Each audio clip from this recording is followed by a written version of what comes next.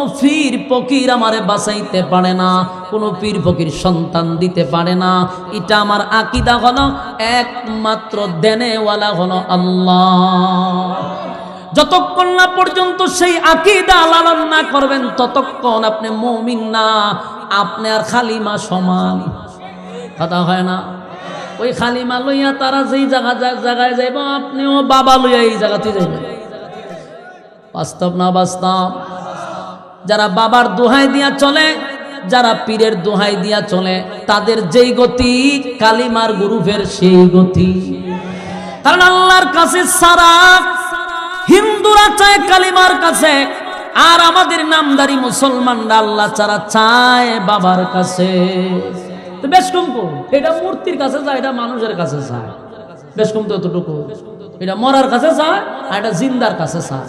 তো দুনো গ্রুপ একরকম, কিন্তু মাঝখানটা লেবেল লাগাইছে হে মুসলমান। রমরমার ব্যবসা চলতেছে, বাবার নাম দিয়া দিয়া গরু ছাগলের বিশাল ব্যবসা চলতেছে। আপনার কমিল্লা তো অনেকটি আছে, অভাব নাই। কতগুলা সাবাবাজ মাঝে মধ্যে ফেসবুকে পাওয়া যায়, খালি বাফের গুণকীর্তন গাইতে গাইতে ওয়া শেষ করে লাগে। এই বাফের এর নিজের বাফের গফি করতে করতে এর ওয়াজ শেষ। খালি আব্বাইডা আছেন, আব্বাইডা আছেন। আব্বা আপা করস কা ওয়াজ কর, আব্বার কথা কইস না। তাই আব্বাইডা আছেন, আব্বাইডা আছেন। রাসূলের মুজিজা বাফের উপরে না লাগাই দিছে। আপনার এই এলাকাতে আছে, এই বরিসঙ্গের আশেপাশে একটা ভণ্ড আছে, মারা গেছে, এর ফুলা বানাছে অনেকগুলা। এডি ওয়াজ উঠতে খালি আমার বাপ এইটা করছে, আমার বাপ এইটা করছে। একদিন দেখি ওয়াজ করতেছে, রাসূলের মুজিজা না বাফের জন্য লাগাই দিছে। চিন্তা করছেন, ওই যে এক সাহাবী রাসূলকে বকরি খাওয়াইছিল, সাথে রুটি ছিল। রাসূল বলছিল ডাকলেও তুমি তুইলো না, খাওয়াইতে থাকো। তো সব সাহাবীরে খাওয়াইও, খাবার রয়েছে। এটা তো রাসূলের জীবনের ইতিহাস থেকে আমরা পাইছি মুজিজা। এই ভণ্ডগুলি নিজের বাপের কেরামতিত লাগাই দিছে এই ঘটনা। আর 10টা আছে, এটা সবটি এক ধরনের গাঞ্জাখোর। যত আবুল তাবুল আছে আয়া বাফের নামের কিচ্ছা কাহিনী শুরু করে দেয়। আমি আপনাদের কাছে বলি, হিন্দুদের মধ্যে আর এই জনাবাবাদের মধ্যে কোনো বেশ কম নাই। আপনারা মিলায় দেখেন না, হেরা চায় মূর্তির কাছে, এরা চায় জিন্দা বাবার কাছে। আল্লাহ ছাড়া কারো কাছে চাওয়া যাবে? আল্লাহ ছাড়া কারো কাছে মাথা নত করা যাবে?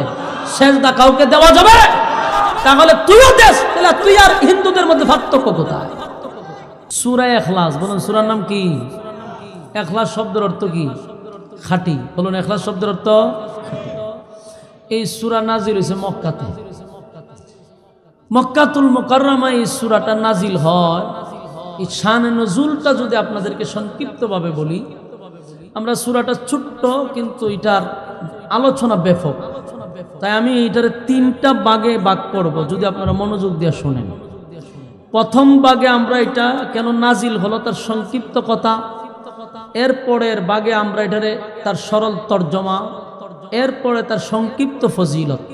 এই 3টা ভাগে আমরা ওয়াজ করব অল্প সময়ের ভিতরে ইনশাআল্লাহ। আসুন প্রথম এটা নাজিল হলো কেন? নাজিল হওয়ার মূল কারণ হলো মক্কাতুল মুকাররমায় 3টা দল ছিল, দ্বিত্ববাদী, তিত্ববাদী, বহুবাদী। এই 3 দল মিল্লা তারা তাদের ধর্মের প্রচার করত। কেউ 2 খোদায় বিশ্বাস করত, কেউ 3 খোদায় বিশ্বাস করত, কেউ বহু খোদায় বিশ্বাস করত। ইহুদিরা 2 খোদায় বিশ্বাস করে, খ্রিস্টানরা 3 খোদায় বিশ্বাস করে, আর মূর্তি পূজারীরা বহু খোদায় বিশ্বাস করে। তো রাসূল আরবি সাল্লাল্লাহু আলাইহি সাল্লাম তখন একত্ববাদী খোদার দাওয়াত দেওয়া শুরু করলেন। মক্কার 3 দল চিন্তা করলো, আমরা বাপদাদার ধর্ম প্রচার করতেছি, আমরা এতদিন যাবৎ খোদা 2 জন মেনে আসছি, এতদিন যাবৎ 3 খোদা মেনে আসছি, এতদিন যাবৎ আমরা বহু খোদায় বিশ্বাস করি, আর আব্দুল্লাহর পুত্র মুহাম্মদ মাত্র 1 খোদায় বিশ্বাসী, এবং আমাদের বংশের মধ্যে ফাটল সৃষ্টি করতেছে, সম্পর্কের মধ্যে দূরত্ব সৃষ্টি করতেছে, এটা তো হতে দেওয়া যায় না। তো বহুবার এটা নিয়ে এরা মিটিংয়ে বসছে, কিন্তু রাসূলের সাথে কথা বলে কোনোভাবেই তারা খাপ খাইতে পারে না। মানে তারা রাসূলের সাথে কথা বললেই যে কোনো একটা জায়গায় তারা আটকা পড়ে যায়। তো শেষ পর্যন্ত তারা দেখলো যে আল্লাহ রাসূল দাওয়াত দেয় এক আল্লাহ। তো মক্কার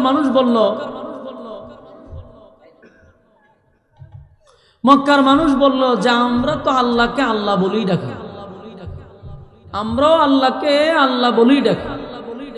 তো এখানে আপনি আল্লাহকে আল্লাহ বলেই দাওয়াত দিতেছেন, আপনার আমাদের মধ্যে তো একটা ভালো একটা সুসম্পর্ক আছে। আপনি আল্লাহকে আল্লাহ বলেন, আমিও আল্লাহকে আল্লাহ বলি, তো মাঝখানে নতুন ধর্ম কেন? তাদের বক্তব্য হলো, আপনি যেই খুদারে খুদা বলে বিশ্বাস করেন, আমরাও সেই খুদাকে খুদা বলি বিশ্বাস করি, তাহলে মাঝখানে আবার নতুন ধর্ম কেন? আর আপনি যে আল্লাহ বলে আল্লাহকে ডাকেন, আপনার আল্লাহর পরিচয়টা কি? আপনার আল্লাহ করে কি? বিভিন্ন ধরনের কথা তারা বলা শুরু করছে। প্রথম প্রশ্নটা ছিল তাদের যে, আব্দুল্লাহর পুত্র মুহাম্মদ, আমরা তোমার কাছে জানতে চাই, তোমার আল্লাহ টোটাল কতজন আছে? তোমার আল্লাহ করেটা কি? তোমার আল্লাহ কি বিয়ে শাদী করছে? তোমার আল্লাহর কি বাচ্চা কাচ্চা আছে? তোমার আল্লাহর শক্তি কি পরিমাণ? এই ধরনের বিতর্কিত প্রশ্ন তিন দল মিল্লা রাসূলকে করতেছে। আল্লাহর রাসূল তো কোনো কথা বলেন না যতক্ষণ না পর্যন্ত আসমান থেকে ফয়সালা না হয়। তো তাদের এই বিতর্কিত কথাগুলি শুনতেছিল, তারা আল্লাহর পরিচয় জানতে চায়। তো তারা বলে, তুমি যে আল্লাহকে আল্লাহ বলো, আমরা সেই আল্লাহকে আল্লাহ বলি, তবে তোমার আল্লাহর পরিচয়টা কি সেটা আমাদের জানতে দাও। আল্লাহ তাদেরই বিতর্কিত প্রশ্নের জবাবে তখনই সূরা ইখলাস নাজিল করেন। আপনার এলাকাতে সুবহানাল্লাহ আসেনি? কোন সময় কেউ মারা গেলে না কোনো ঠাডা মাডা আপনার উপরে পড়লে লক্ষণ এরকমই বোঝা যায়। অন্তত পক্ষে হ্যাঁ হু একটা আওয়াজ তো দিতেন। আওয়াজ দিতে গেলে আওয়াজ বাইর করতে হয়। আপনারা যে বইছেন তাও মুখ কান বন্ধ করে বইছেন, আর ওগুলো মুখ খুলে দিয়েছেন স্টেজের মানুষের, এরা ওটু চলতেছে। আপনার অন্তত আওয়াজ দেন, বলুন কোন সময় নাজিল হইল? এই বিতর্কিত প্রশ্নের জবাবে আল্লাহ সূরা ইখলাস নাজিল করছে। এখন নাজিলের কারণ বুঝছেন? কথা হয় না। সূরাটারে কয় ভাগে ভাগ করছি? প্রথম ভাগ শেষ। নাজিল হওয়ার কারণ হলো এটা, এরা বিতর্কিত প্রশ্ন করছে, বিতর্কিত প্রশ্নের জবাবে সূরা ইখলাস আল্লাহ নাজিল করে। এটা হলো এক ভাগ। এবার আসুন দ্বিতীয় ভাগে। প্রথম প্রশ্ন হলো, ইখলাস কেন রাখা হলো? সূরার ভিতরে ইখলাস শব্দটা নাই, কিন্তু নামকরণ করা হয়েছে ইখলাস বলে। আর ইখলাস শব্দের অর্থ হলো খাঁটি। এই খাঁটি কেন রাখা হইল? এর একটা কারণ। তাফসীর কারকরা বলে, রাসূলের কাছে যখন তিত্ববাদী তিনটা দল, দ্বিত্ববাদী, তিত্ববাদী, বহুবাদী তিন দল আইসা বলল, আমরাও আল্লাহকে আল্লাহ বলি ডাকি, তখন আল্লাহ সূরার নাম রাখছে ইখলাস। ইখলাস শব্দের অর্থ হলো খাঁটি। আল্লাহ এটাই বুঝাইতে চাচ্ছে, তাদের আল্লাহ বলা আর মুমিনের আল্লাহ বলার মধ্যে বেশ কম আছে। সাউন্ড আর টু ডান, আর টু ডান, জোরা তালে লে আইছেন, আর টু ডান। বাহিরের আওয়াজ ক্লিয়ার কম, ক্লিয়ার বাড়ান। এই আর টু ডান। এই বলুন, আমাদের আল্লাহ বলা আর মূর্তি পূজারীদের আল্লাহ বলা কি সমান? আমাদের আল্লাহ বলা, ইহুদিদের আল্লাহ বলা, আমাদের আল্লাহ বলার খ্রিস্টানদের আল্লাহ বলা কি সমান? এজন্য আল্লাহ বলেন, সূরার নাম রাখছি ইখলাস, শব্দের অর্থ হলো খাঁটি। মুমিনের আল্লাহ বলাটার মধ্যে কোনো বেজাল নেই। আর মূর্তি পূজারীদের আল্লাহ বলার মধ্যে বেজাল আছে না নাই? আপনি একজন হিন্দুরে জিগায়েন, সে বলবে উপর আল্লাহ বালা জানে, তার মানে উপর আল্লাহ যে একজন আছে এটা জানে। কথা কেন? তো উপর আল্লাহকে যদি তুই আল্লাহ বলেই ডাকস, তাহলে তোর লক্ষ্মী মারে কোন কারণে রাখছস? এরার দাবি হলো লক্ষ্মী মা লক্ষ্মী দেয়, ধন সম্পদ দেয় লক্ষ্মী মা, সরস্বতী মা, কালী মা, আরো অনেক মা আছে তাদের। প্রায় 360টা দেবদেবী আছে। এই দেবদেবীগুলারও তারা খুদাই মানে। আসল উপরল্লারে বড় খুদা আর বাকিগুলারে সাথী সঙ্গী হিসাবে মানে। তো বলুন তো দেখি, তাদের খুদা বিশ্বাস করা আর আমাদের খুদা বিশ্বাস করা কি সমান? এই জন্য আল্লাহ সূরার নাম রাখছে কি? ইখলাস, মানে খাঁটি। আমাদের আল্লাহ বিশ্বাস করা, তার মধ্যে কোনো বেজাল নাই। আমাদের বক্তব্য হলো, আমাদের মালিক একজন, আর কোনো শরীক নাই, তার কোনো ইলাহ নাই। আর অন্যান্য ধর্মেরা তার বিশ্বাস হলো একজন উপরে আছে ঠিক, কিন্তু তার সাথী সঙ্গীরাও আছে। কথা বুঝতেছেন? এই সাথী সঙ্গীরাও আছে, এটাও তারা বিশ্বাস করে।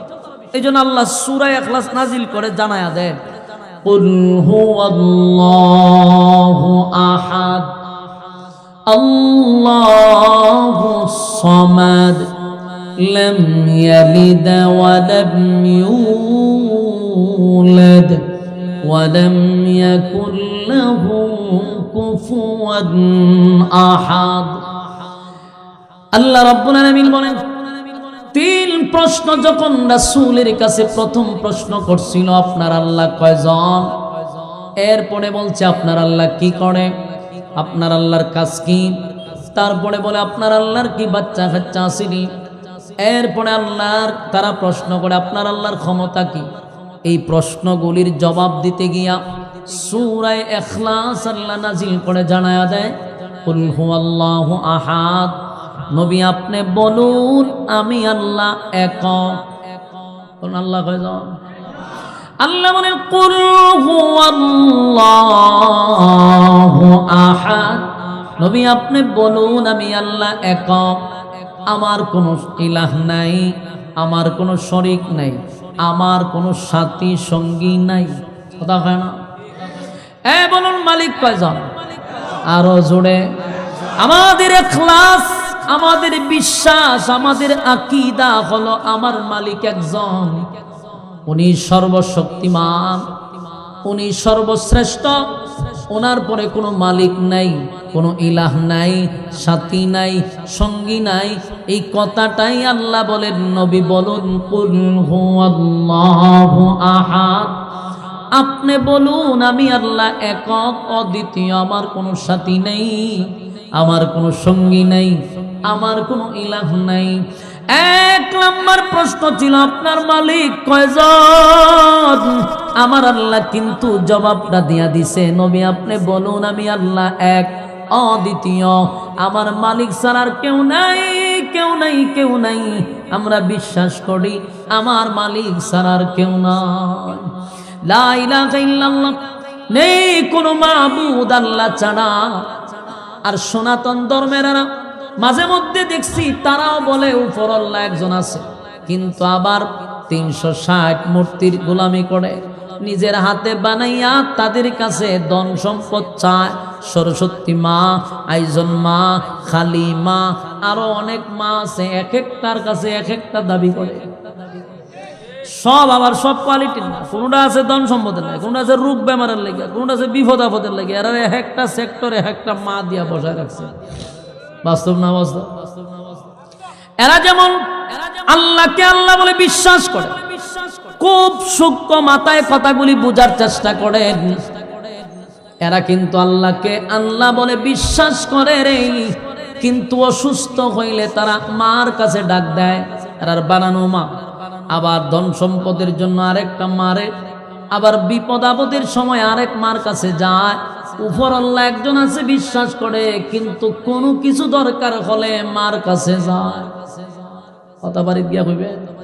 হ্যাঁ, আমি কথা বাস্তব না অবাস্তব করছি। এরা যে মন্দিরে কতগুলা দেবদেবী রাখে, এই দেবদেবীর কাছে গিয়েই তারা কিন্তু তাদের সমস্যাগুলি তাদের কাছে গিয়া বলে, কিন্তু বিশ্বাস করে উপর আল্লাহ একজন। কথা হয় না? উপর একজন আছে তাদের বিশ্বাস, কিন্তু কোনো কিছু দরকার হলে মন্দিরের ভিতরে ঢুইকা মাদের কাছে গিয়া প্রার্থনা করে। আমি তাদের মধ্যে আরেকটা দলের মধ্যে মিল পাইলাম। মাঝে মধ্যে আমাদের দেশে আরেকটা দল আছে, তারা উপরে আল্লাহ আছে বিশ্বাস করে, কিন্তু কোনো কিছু দরকার হলে মাজারে চায়, দরগায় চায়, ল্যাংটার কাছে চায়, জড়ার কাছে চায়, আইজন বাবার কাছে চায়, কীর্তন বাবার কাছে চায়। এই দুইটা গ্রুপ নিয়ে আমি প্রচুর স্টাডি করে দেখলাম যে একেবারে সেম সেম। হেরাও আমরা আল্লাহ মানি, উপর একজন আছে জানি বিশ্বাস করি, তাহলে কালী মার কাছে চাস কেন, সরস্বতী মার কাছে চাস কেন? এরা হইল আল্লাহর সাথী সঙ্গী, তাদের ইয়াকিন বিশ্বাস, এই জন্য আমরা তাদেরকে কাফের বলি। কিন্তু আমাদের মধ্যে যে একটা দল আছে আল্লাহরে বিশ্বাস করে ঠিক, কিন্তু ছেলে দরকার হইলে বাবার কাছে যায়, কোনো কিছু চাইতে গেলে ল্যাংটার কাছে যায়, জডা ল্যাংটার কাছে যায়। তাহলে এদের মধ্যে আর হাদের মধ্যে বেশ কমরা কোথায়? আমি কোনো বেশ কম পাই না। এই জন্য আল্লাহ বলেন, পয়গম্বর আপনি জানায়া দেন কুল হুয়াল্লাহু আহাদ, নবী আপনি বলুন আমি আল্লাহ একক। আল্লাহ ছাড়া কারো কাছে কি আর চাওয়া যাবে? আমরা আমাদের ঈমানটা হলো খাঁটি এই জন্য যে আমরা বিশ্বাস করি মালিক একজন, আর উনি দেনেওয়ালা। কোনো কিছু চাইতে হলে কার কাছেই চাব?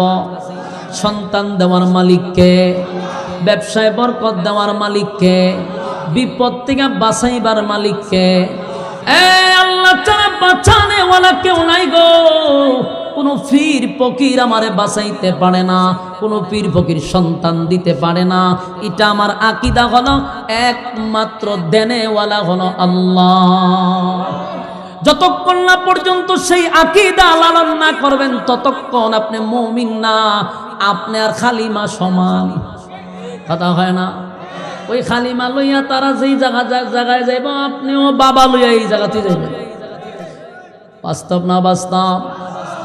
যারা বাবার দোহাই দিয়া চলে, যারা পীরের দোহাই দিয়া চলে, তাদের যেই গতি কালিমার গ্রুপের সেই গতি।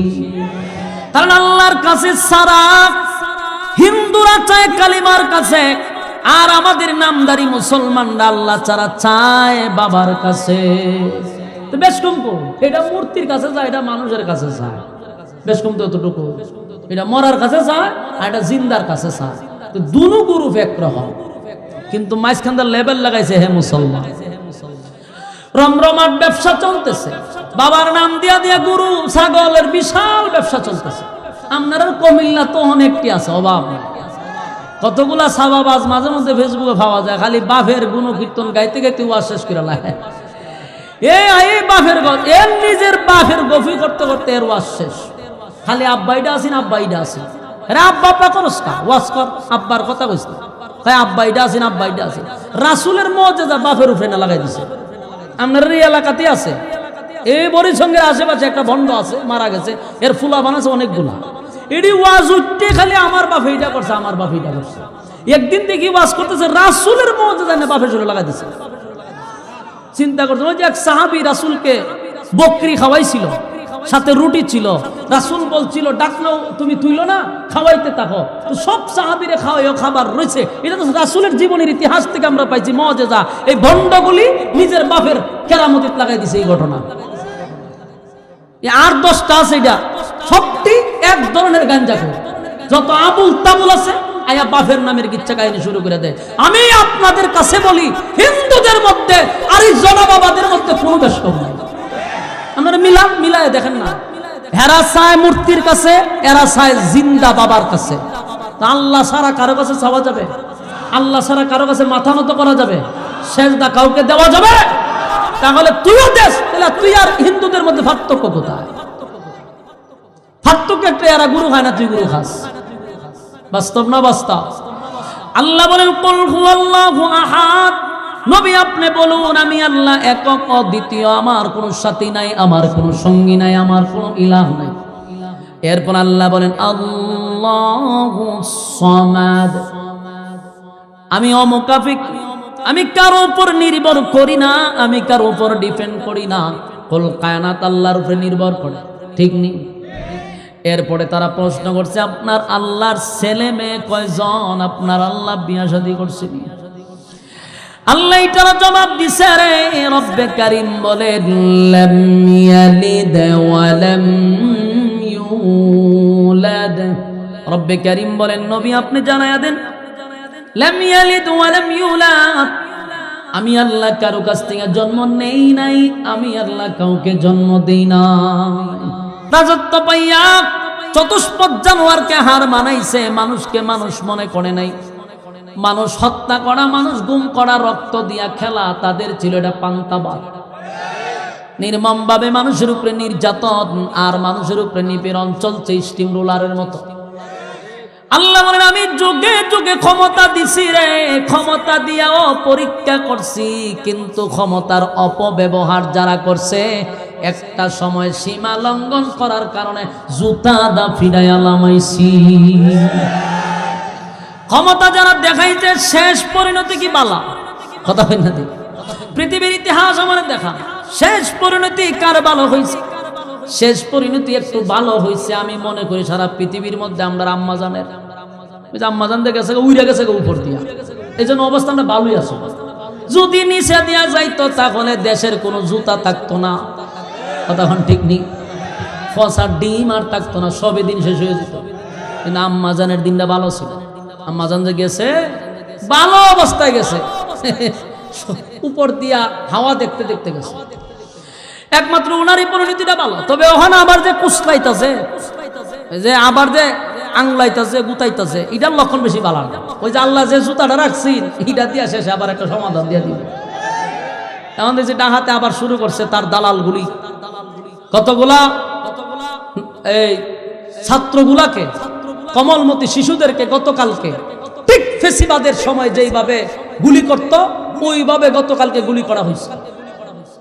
বাংলাদেশ দ্বিতীয়বারে স্বাধীন হওয়ার পরেও যেই পরিমাণ ঘটনা কালকে ঘটাইছে, প্রথম আলো পত্রিকার পক্ষে নিতে গিয়া, এটা অত্যন্ত ঘৃণিত এবং আমরা তার তীব্র নিন্দা জানাচ্ছি। এর ব্যবস্থা যদি না নেওয়া হয়, বাংলাদেশের জনগণ ওই 5ই আগস্টের কাহিনী আবার ঘটাবে। অপেক্ষা করেন, লক্ষণ ভালো দেখতেছি না। ভালো দেখবেন কেমনে? যেই দেশের বিরুদ্ধে আমরা কর্মসূচি নিয়েছিলাম সেই দেশের দালালগুলি রান্নাবার এখানে বসাইছে। কতগুলা দালাল রাখছে, তো দেশ চলবো কেমনে? এদের মধ্যে অনেক দালাল ঢুকে গেছে। আল্লাহ তাআলা এই সমস্ত দালালদের থেকে হেফাজত করুক। আমিন। শক্ত হতে হবে, দুর্বল হওয়া যাবে না। আপনারা শক্ত হয়েছিলেন বলেই আমরা 16 বছরের নির্যাতন থেকে বাঁচতে পারছি।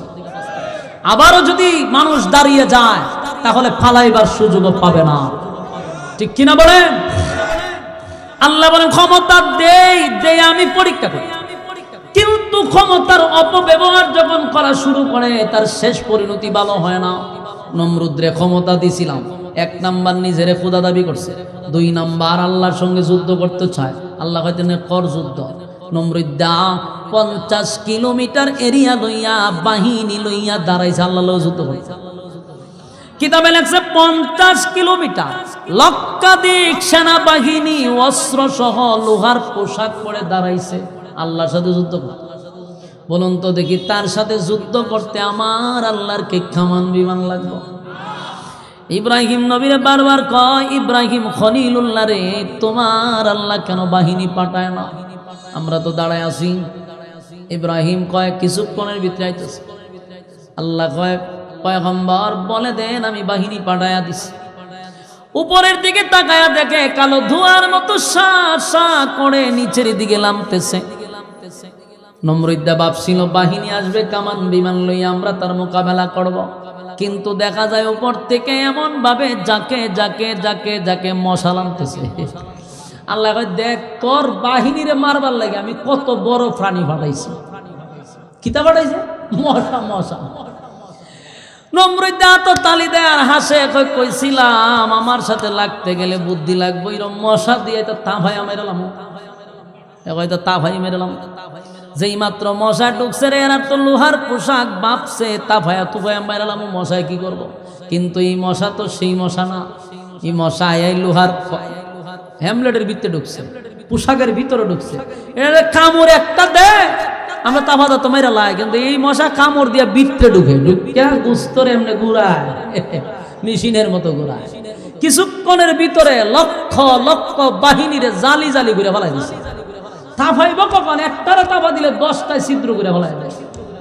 কিছুক্ষণের ভিতরে পুরো মাঠ শেষ, খালি মশায় মশা। অভিযান চালাইছে মশার বাড়িতে। মশা কয় মাত্র কয়েক সেকেন্ড সময় দেন, কয়েক সেকেন্ডে সব শেষ করে দিচ্ছে। নমরুদ্দারে এখনো ধরছে না। নমরুদ্দার আল্লাহ ধরাইছে না, না এরা ধরিস না, কারণ এত দেখতেই ঘটনা। হে যে এত বড় নেতা, নেতার ঘরের নেতায় যে আমার যুদ্ধ করালে ডাক দিছে, আমি তো তোরারে বাড়াইছি মশারে। মশায় যে সেকেন্ডের ভিতরে সব শেষ। তো এই অসংখ্য যাকে যাকে মশার মধ্যে একজন ছিল প্রতিবন্ধী মশা, যেটা রাত পাও নাই। এটার কিতা করে আপনারা প্রতিবন্ধী বলি না, ওই ল্যাংরা মশা। ল্যাংরা মশা, ল্যাংরা স্যাংরা ওই লিডিরে প্রতি ওই যে বাতা সাতাতে দেয়, এই মশা ওই রকম, ওইটা রাত পাও নাই। এ মশায় নিচের থেকে আল্লাহরে কয়, আল্লাহ তা আমার কোন খামে ফাটাইলে? আমার তো 2 ফাও নাই, কোন যে বইয়া এরপরে আমি ইনসুলিন ঢুকামো, আমার তুই ফাউডিও নাই, তা আমার কেড়ে ফাটাইছে। আল্লাহ হয় তোরে বড় খাম করাম, চুপ করে বসে থাক। সবটিরে শেষ করার পর আল্লাহ কয়, রে প্রতিবন্ধী কই আছত? কজি আসি। যা ওই যে বড়টা রেখে তোর বম্পাস্টিক মার্কা নমরুদ ধারে হয় আল্লাহ আমার তুই ফাও নাই বলে ফাও লাগতো না, পাকাটা দিয়ে খালি এর নাকের কাছে গিয়ে দাঁড়ায় থাক, যখন এর নাক টান দিব নাকের টানের সাথে ভিতরে ঢুকাইয়া দিল মশায়, নাকের ভিতরে দিয়ে গিয়ে মগজে বয়ে গেছে, মগজে বৈশা। এবার জিব্রাইলে ওই মশার কাছে ফোন দিছে, দোস্ত কি অবস্থা? কয় স্যার আমার তো জায়গা মতো আল্লাহ বসাই দিছে, তো তোমার চাকরি হইলো ওই জায়গা বইয়া কতক্ষণ পরে খালি ইনসুলিন ঢুকাইবা। হ্যাঁ মশাই তো বালা ঘাম পাইছি, কতক্ষণ পরে যেটা গুতা দেয় দিয়ে আবার ঠান্ডা তুলে, যেই গুতা দেয় নমরুদে 3 ফল দেয় উপরে উঠে। বুঝেননি মগজে কামড় দিলে কিরম লাগবো? 3টা লাভ দিয়ে উপরে উঠে আর মাথার তাপায়, কিন্তু মশার কামড় তো আর ছাড়ে না, লাফাইতে লাফাইতে অস্থির। জিব্রাইল কয় ছাড়িস না, আমি কইলে ছাড়িস, যা কিছু দিয়ে আছে সব জিনিস দিয়া বাইরে এলো, কিন্তু ব্যথা ছাড়ে না, যেটা পায় এটা দিয়ে বাইরে। একটা পর্যায়ে জুতা দাম আছে বাড়ি, জিব্রাইল করে তাড়াতাড়ি সুই বাইর কর, সুই বাই করছে, ব্যথা ছাড়ছে। নমরুদ চিন্তা করলো সবকিছু দিয়া বাড়ি দিলাম, বেদনা গেল না, কিন্তু জুতা দা বাড়ি দিলাম, মাথার ব্যথা গেল না। এই জুতার মধ্যে কি ওষুধ আছে? জুতাটা লিয়ে বই রয়েছে। কতক্ষণ পরে আবার ওখান থেকে ফোন আইছে যে আবার কামড় দে। আবার যখন সুইটা ঢুকাইছে নমরুদ হাত জুতা আছে টাস করে বাড়ি মারছে, বাড়ি মারতে ছেড়ে দিছে।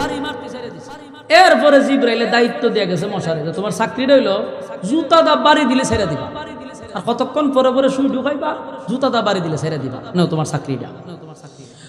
মশা বেচারার খাও নাই, হ্যাঁ চিন্তা করছি কেন বুঝে থাকি, মাশাআল্লাহ জায়গা তো বালা খারাপ না। কতক্ষণ পরে পরে একটা কামড় দেয় আর জুতা দা বাইরে চলতেছে। নমরুদ আর কিছু করছে না। নমরুদ তো গোটা পৃথিবীর বাদশা ছিল, পার্লামেন্টে বসছে, বিভিন্ন দেশ থেকে লোকেরা আসছে, কথা বলতেছে। হঠাৎ করে দেয় বাদশাহ কতক্ষণ পরে জুতা দা মাথার মাঝে বাড়ি মারে।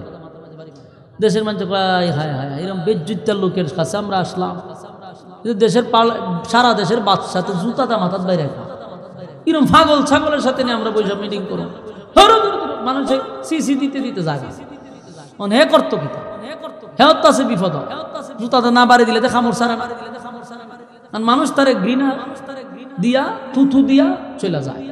কিছুদিন পরে একা একা বাইরিতে বাইরিতে অনেক কষ্ট না, একজন চাকরিতে লোক রাখছে, নিয়োগ দিছে যে আমারে প্রতিদিন জুতাদা বাইরে তুইব, মাসে এত টাকা বেতন।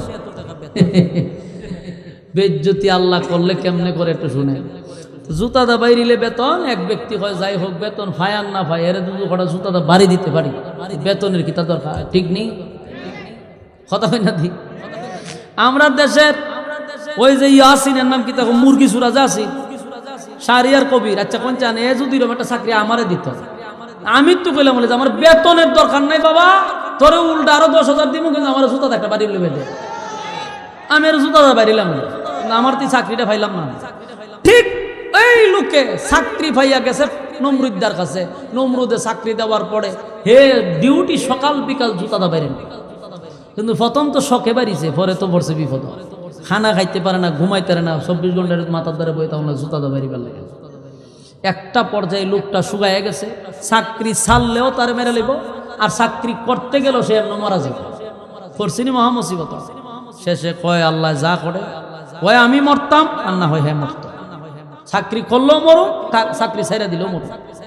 একদিন জুতার বদলায় লইছে বড় একটা মুগুল লইছে, মুগুল লইয়া বইয়া রইছে, যেই মাত্র সে বাড়ি দে জুতা থইয়া মুগুর দা মারছে, জোত কান জুড়ে ফাড়ে, একবারই মারছে, মাইরা মাথা 2 ভাগ করে নিছে।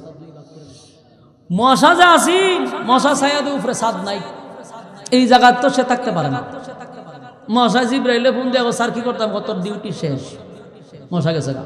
বলুন তো দেখি নমরুদ আল্লাহ সাইজ করছে কি দিয়া, জুতা দিয়া লাস্টে ভিড়াইয়া মারছে, চরম পর্যায়ের বেজ্জতি করে আল্লাহ দুনিয়ার থেকে বিদায় করছে। শুনেন স্পষ্ট কথা, আল্লাহ বলেন পরকালে তো শাস্তি দেওয়া হয় যারা জুলুম করে, যারা অপকর্ম করে দুনিয়াতে, যারা আল্লাহর হুকুম লঙ্ঘন করে, পরকালে তো শাস্তি আসেই, কিন্তু দুনিয়াতে ততক্ষণ পর্যন্ত তার মৃত্যু হবে না যতক্ষণ চরম পর্যায়ের বেজ্জতি সে দুনিয়াতে না হবে। সবার ক্ষেত্রে আল্লাহ বেজ্জতি করবে, তারপরে আপনাকে দুনিয়াতে নিবে। কথা বুঝতেছেন আমার? তো নমরুদ এই কথা বলছিল বহু আগে যে তোমার আল্লাহ শক্তি কি পরিমাণ, ঠিক একই প্রশ্ন করছে মক্কার মূর্তি পূজারীরা, তো তোমার আল্লাহ শক্তি কি পরিমাণ?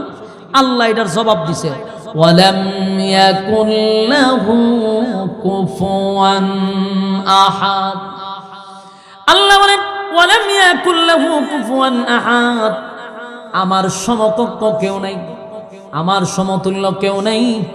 তাহলে তারা যেই প্রশ্নগুলা করছিল সূরা ইখলাস দিয়ে আল্লাহ সবগুলি প্রশ্নের জবাব কিন্তু একে একে সব দিয়া দিল। প্রথম প্রশ্ন হলো আপনার আল্লাহ কয়জন? রব্বে কারীম বলেন কুল হুয়াল্লাহু আহাদ, নবী আপনি বলুন আমি আল্লাহ একক। আল্লাহুস সামাদ, আমি অমুকাফেক্কি। আল্লাহুস সামাদ লাম ইয়ালিদ ওয়া লাম ইউলাদ, আমি আল্লাহ কারো কাছ থেকে জন্ম নেই নাই, আমি আল্লাহ কাউকে জন্ম দেই নাই। ওয়ালাম ইয়াকুল লাহু কুফুয়ান আহাদ, রব্বে কারীম বলেন আমার সমতুল্য কেউ নাই। তাহলে এই বেঈমানগুলি নবীরে প্রশ্ন করলো, আল্লাহ রাব্বুল আলামিন সূরা ইখলাস নাজিল করে আল্লাহর সব পরিচয় সূরা ইখলাসের ভিতরে দিয়ে দিয়েছে। সুবহানাল্লাহ। এই জন্য সূরা ইখলাসকে বলা হয় শানে এলাহি, আল্লাহর শান মান মর্যাদা সম্পর্কে একটা সূরা। এই যুবক ভাই, এই সূরার এত ফজিলত, এই সূরাটা যদিও ছোট কিন্তু এর ফজিলত বড় মারাত্মক। আমরা যদিও দেখছি সূরাটা খুব ছোট কিন্তু এর আলোচনা ব্যাপক, এবং এটার যে কি ফজিলত আমি আপনাদেরকে সংক্ষেপে বলি। কয়টা ভাগে ভাগ করছিলাম? প্রথম হইল নাজিলের কারণ, শুনছেন, সংক্ষেপে সংক্ষেপে বলছি কারণ অনেক সময় লাগে এই আলোচনা করতে, তো সংক্ষেপে বলছি কেন নাজিল হইল। এরপর আপনাদেরকে সরল তর্জমাটা শুনাইলাম। এখন আসুন এর ফজিলতটা কি জানা দরকার আছে নি? সূরার ফজিলতটা শুনুন। এই সূরাকে বলা হয় তাদিলু সূরাতুল ইখলাস সুলুসুল কোরআন। এই সূরাকে বলা হয় কোরআনের 3 ভাগের 1 ভাগ। আপনারা লাগা সুবহানাল্লাহ আছে নি? সূরা ইখলাসকে কোরআনের কয় ভাগের 1 ভাগ? তার মানে বুঝছেন, একবার পড়লে 10 পারার সওয়াব, 2 বার পড়লে 20 পারার সওয়াব, 3 বার পড়লে 1 খতম। সুবহানাল্লাহ সুবহানাল্লাহ। তাহলে সূরাটা যদিও ছোট তার ফজিলত আকাশচুম্বী। সুবহানাল্লাহ। আল্লাহর নবী বলেন কোন বান্দা বান্দি যদি প্রতিদিন 3 বার সূরা ইখলাস পড়ে তার আমলনামার মধ্যে একটা খতমের সওয়াব আল্লাহ লিখে দিবে। যুবক ভাইরা, এই সূরা এত দামি, শুধু দামি এটা নয়, এই সূরাটা আমাদের জন্য একটা রহমত, আমাদের জন্য একটা রহমত। আমি মনে করি এই সূরাটা আল্লাহ আমাদেরকে মায়া করে মহব্বত করে নাজিল করছে। যদি এই সূরা নাজিল না হতো রে, তাহলে দেখেন তো একটু চিন্তা করে, কোরআন কিন্তু আমাদের জন্য একটা নিয়ামত, কোরআন আমাদের জন্য নিয়ামত।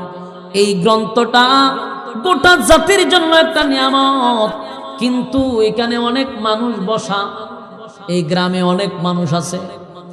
আমি যদি ভুল না কই তাহলে এখানে অনেক লোক আছে যারা সূরা ফাতিহা থেকে সূরা নাস পর্যন্ত পড়ে পড়ে দেখে দেখে কেউ খতম করছে না, এমন লোক অনেকে আছে। অনেকে আছে কোরআন খতম করে নাই, কোরআন দেখে দেখে পড়ে পড়ে কেউ খতম করে নাই, এমন লোক আছে যে মরার আগে আর খতম করবে না, কারণ ফারিত না, কোরআন দেখে পড়তে পারে না। আর যদিও কিছু খতম করে, এগুলা যদি ফরা শুনে তো শয়তান তো দৌড় মারে। কেমন কোয়ালিটির ফরা, ইটা আমরা সামনে বললাম, আমরা মনে হয় যে কোরআন 2 বেগে যেতাম না। ওই যে গ্রাম্য যে ফরা পড়ে, অক্ষরের উচ্চারণ নাই, লম্বা বাড়ি নাই, তাজবিদ তো নাই, অর্থ যে ফাল দেয়া কই যাইতেছে খবরই নাই। কিন্তু আমরার কাছে হুজুর এক খতম হইছে বসকায় দিয়ে কিতাবে পড়ছে, এটা একজন আলেমের কাছে গেলে বোঝা যায় কি কোরআনই পড়ছে না অন্য কোনো গ্রন্থ পড়ছে। আল্লাহ ভালো জানে। এই জন্য আগে কোরআন শিখুন, তারপরে পড়ুন। কারণ যদি ভুল পড়েন সব তো দূরের কথা, এই যে উল্টা অর্থ যাইতেছে ফাইলটা আর গুনার বাগিদার হইতেছে, কারণ আপনি তো পুরো কোরআনটারে চেঞ্জ করে নিয়েছেন। এমন কিছু পড়া পড়ে এতে তো খুঁজতে শিখছে। আল্লাহ ভালো জানে। এই জন্য আগে কোরআন শিখুন। নামাজ ভঙ্গের কারণ কয়টা? 19টা। বলুন নামাজ ভঙ্গের কারণ কয়টা? 19টা কারণের মধ্যে সর্বপ্রথম কারণ হলো নামাজে অশুদ্ধ পড়া। হ্যাঁ কথা বলেন, নামাজে অশুদ্ধ পড়া। এই নামাজে অশুদ্ধ পড়াটা হলো একটু পরে চাচা একটু পরে কথা বলেন। নামাজে অশুদ্ধ পড়া হলো তার প্রথম কারণ। আমি যদি অনেককেই বলি সূরা ফাতিহা তো দূরের কথা, বিসমিল্লাহটাও শুদ্ধ করে পড়তে পারবে না, তাহলে আপনি প্রথম তো নামাজে খারাপ হয়েছেন, এরপরে নামাজ শেষ। বাকি 18টা বাদ দেন না, নামাজ ভঙ্গের কারণ 19টার মধ্যে প্রথম নৃত্য আপনার শেষ। এই জন্য আপনাকে শুদ্ধ করে কোরআন শিখতে হবে, ঠিক কিনা বলেন? বেশি দরকার নাই তো ভাই, 60টা সূরা শিখেন, মরার আগে আর সূরা লাগবে না, 60টা সূরাই শিখেন, কিন্তু এই 60টা সূরাই যেন শুদ্ধ হয়, সহিভাবে হয়। আপনার এতটুকু মেহনত যদি না করতে পারেন, চিরস্থায়ী জান্নাতে আশা কেমনে করেন? হ্যাঁ, চিরস্থায়ী জান্নাতে আশা করেন কেন? আল্লাহ বলেন, পয়গম্বর বলেন, কোন বান্দা বান্দি যদি 3 বার পড়ে, 3 বার একটা খতমের সওয়াব আমলনামায় দেওয়া হবে। এই সূরাটা যদি নাজিল না হতো, বহু মানুষ হাসরের মাঠে ওইটা দাঁড়াইলে পড়ে আমলনামা চেক করে দেখতো একটা কোরআনের খতমও নাই। কথা কোন ঠিক? হাসরের মাঠে সমস্ত আমলনামা দেখার পরে দেখবে, হায় রে, এই বান্দার আমলনামায় একটা কোরআনের খতম নাই। আমি আল্লাহ না তোদের জন্য কোরআন নিয়ামত স্বরূপ পাঠাইছিলাম, কেন রে বান্দা একটা খতমও কি করতে পারলি না? আমি আল্লাহ এত বড় নিয়ামত দিলাম, কিন্তু আমার প্রতি আপনার প্রতি আল্লাহর কত মায়া, কত মহব্বত আর ভালোবাসা। সূরা ইখলাসকে ঘোষণা করে দিল, যদি কেউ 3 বার পড়ে সহি শুদ্ধভাবে, আল্লাহ বলেন আমি ওয়াদা দিলাম তার আমলনামায় আমি একটা খতমের সওয়াব দিয়া দিব। সুবহান। আমার যুবক ভাইরা, সূরা ইখলাস একবার পড়লে 10 পারা। আপনারা কি পড়তে রাজি?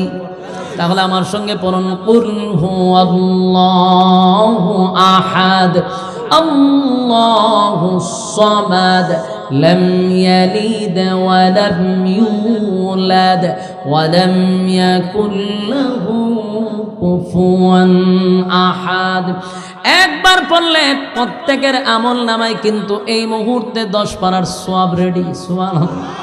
আরেকবার পড়ুন, কুল হুয়াল্লাহু আহাদ আল্লাহুস সামাদ লাম ইয়ালিদ ওয়া লাম ইউলাদ ওয়া লাম ইয়াকুল লাহু কুফুয়ান আহাদ।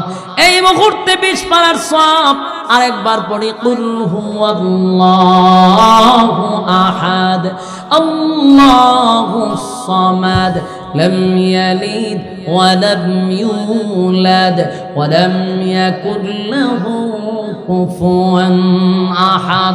আমার যুবক ভাইরা, পর্দার আড়ালের মা বোনেরা, এই মুহূর্তে আমার সঙ্গে যারা পড়ছেন, আল্লাহর কসম, আল্লাহর কসম, আল্লাহর কসম, কাফারা দিতে হবে না। এই মুহূর্তে যারা পড়ছেন প্রত্যেকের আমলনামায় আমার আল্লাহ একটা খতমের সওয়াব লিখে দিয়েছে। চিৎকার দিয়ে কোন সুবহান। এই যুবক ভাইরা, একবার নিজের নিজে প্রশ্ন করেন, আজকের মাহফিলে আপনারা আয়েশা যারা আমার সামনে বসছেন, এই মুহূর্তে এতগুলা মানুষের আমলনামায় একটা খতমের সওয়াব। আমাদের দেশে বছরে সারা বছর মাহফিল করায়ও একটা শ্রোতার আমলনামায় 1 খতম সওয়াব ঢুকায় বাড়িতে পাঠাইতে পারে না। কথা হয়নি? আবার পরে শুরু করে দেয় মাশাআল্লাহর জিকির, এরপরে কেক্কুর কাক্কুর কুতানি শুরু করে। আমাশা তো 12 মাই আমাশা, এটার কথা কোথায় আফারের রাস্তা টানে। এরপরে শুরু করে নাচানাচি, এরপরে শুরু করে গান, এরপরে শ্রোতারা নাচতে নাচতে বাড়ি যায়। আল্লাহর কসম, এগুলার দ্বারাই ওয়াজ মাহফিল কিয়ামত পর্যন্ত করাইলো 4 পয়সার কোনো ফায়দা হবে না। এই যে আপনারা বলছেন, আমি কসম করে বলছি কাফারা দিতে হবে না। প্রত্যেকের আমলনামায় যদি একটা খতম থাকে, এই মাহফিল যারা করাইছে তারাও সাকসেস, কারণ শ্রোতাদের আমলনামায় 1 খতম করে সওয়াব। সুবহানাল্লাহ।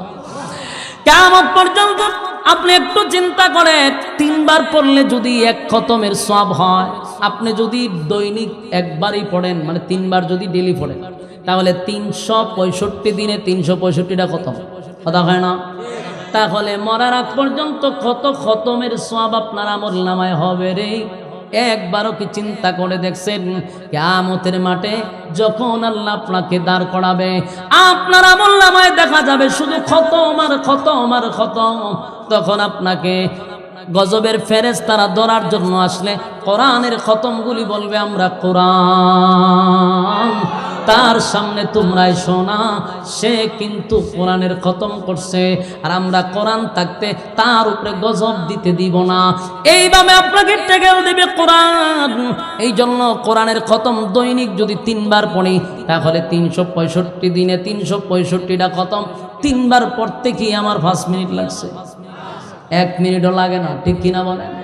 আমার যুবক ভাইরা, আল্লাহর নবী বলেন কেউ যদি 10 বার পড়ে রে সূরা ইখলাস যদি প্রতিদিন 10 বার কেউ পড়ে, আল্লাহর নবী বলেন জান্নাতের ভিতরে তার জন্য একটা বালাখানা রেডি করা হয়।